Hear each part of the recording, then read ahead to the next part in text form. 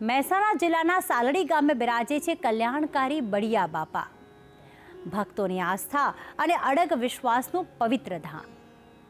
કહેવાય છે કે અમદાવાદના લાંભા જેટલી જ આભા અહીં પણ બળિયા બાપા ધરાવે છે, જેના કારણે દરરોજ અહીં ભક્તોનો જમાવડો જોવા મળે છે.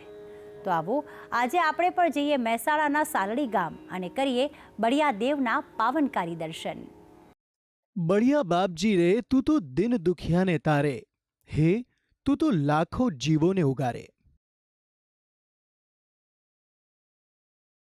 દિન દુખિયાના બેલી કહો કે કહો ભટકેલાના તારણહાર. આપણી સંસ્કૃતિમાં દેવતત્વને અનેક નામે પૂજવામાં આવે છે અને તેમાંનું જ એક દિવ્ય સ્વરૂપ એટલે બળિયા બાપજી. કહેવાય છે કે કોઈ વ્યક્તિ માત્ર એકવાર બળિયા બાપજી સમક્ષ નતમસ્તક થઈને પોતાની અરજ કરે તો તેમની તમામ મનોકામના બળિયા બાપા પૂર્ણ કરે છે. આખા જગતના તારણહાર તેવા મનોહરના મનને જેણે જીતી લીધું તેવી શક્તિ એટલે બળિયા બાપજી. આવા કલ્યાણકારી દેવનું પાવનકારી મંદિર મહેસાણામાં સાલડી ગામે સ્થિત છે, જ્યાં પરમ કૃપાળુ બળિયા બાપજીના દર્શન કરવા દૂર દૂરથી ભક્તો પધારે છે અને બાંધે છે પુણ્યનું ભાથું.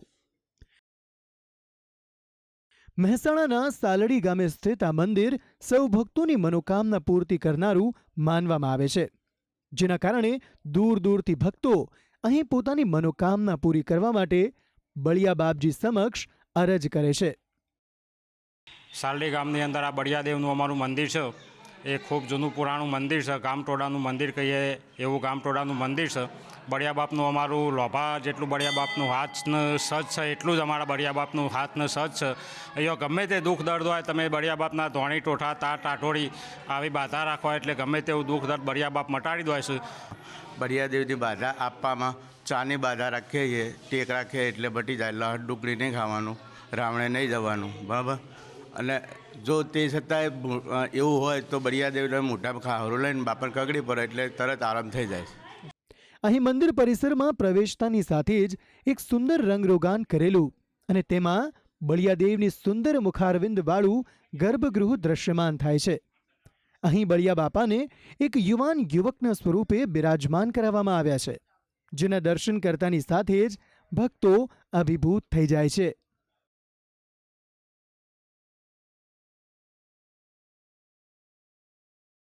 અહીંયા બળિયા બાપાની મૂર્તિની એકદમ ઉપર સૂર્ય ભગવાનના આશીર્વાદ જાણે બળિયા બાપાને પ્રાપ્ત થતા હોય તેમ તેઓ તેમની મૂર્તિની ઉપર જ સ્થિત છે, જેના પણ દર્શન કરવાનું ભક્તો નથી ચૂકતા.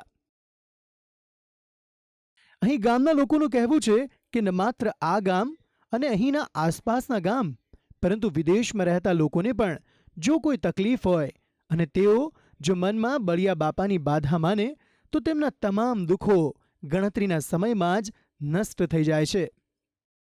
એનો એવો મહિમા છે કે ભાઈ આજુબાજુની જે પબ્લિક કે ખાલી બળિયા દાદાના નામથી બાધા રાખે પાણીયારો દીવો કરીને કે દાદા મારો બાળક બીમાર થયો હોય તરત એ બાળકને આરામ થઈ જવા માંડે છે. અને રવિવારે મંગળવારે એ લોકો બાધા કરવા આવે, ટોઠા ધોણી ટોઠા તાર ટાટોરી ચવાણું બુંદીના લાડુ એ બળિયા દાદાના ચરે છે. અને બીજું તો અમેરિકામાં અમારા જે વસવાટ કરતા લોકો છે એ લોકોને ખાલી ત્યાં બીમાર પડે કોઈ બાળક કે કોઈ મોટો માણસ તો એની બાધા રાખે તરત જ તે અમેરિકામાં દાદા પહોંચી ગઈ અને તરત એમને બીમારીની દૂર કરી દે છે. આ મંદિરમાં બળિયાદેવનો મહિમા અમદાવાદના લાંભા ખાતે સ્થિત બળિયાદેવના મંદિર જેટલો જ છે. કહેવાય છે કે જે ગામના ભક્તો છેક અમદાવાદના લાંભા સુધી નથી જઈ શકતા તેઓ અહીં સાલડી ગામે આવીને જ નતમસ્તક થાય છે બળિયાદેવને.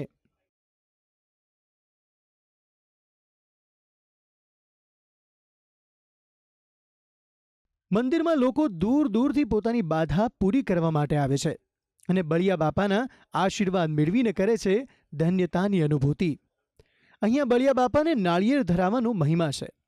કહેવાય છે કે જો તમે એક નાળિયેર ધરાવીને કોઈ પણ અરજ બળિયાદેવ સમક્ષ કરી લીધી તો તમારું જીવન ધન્ય ધન્ય થઈ જાય છે. આવો છે અહીં બળિયાદેવનો મહિમા. ભક્તિ સંદેશ, સંદેશ ન્યૂઝ, મહેસાણા.